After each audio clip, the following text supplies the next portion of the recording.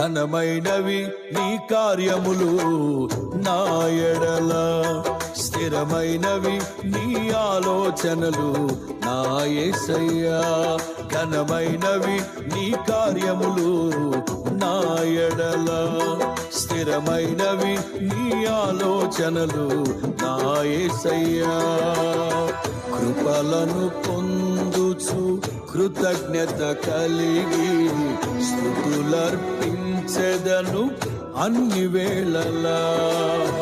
కృపలను పొందుచు కృతజ్ఞత కలిగి స్తుతులర్పించెదను అన్ని వేళలా.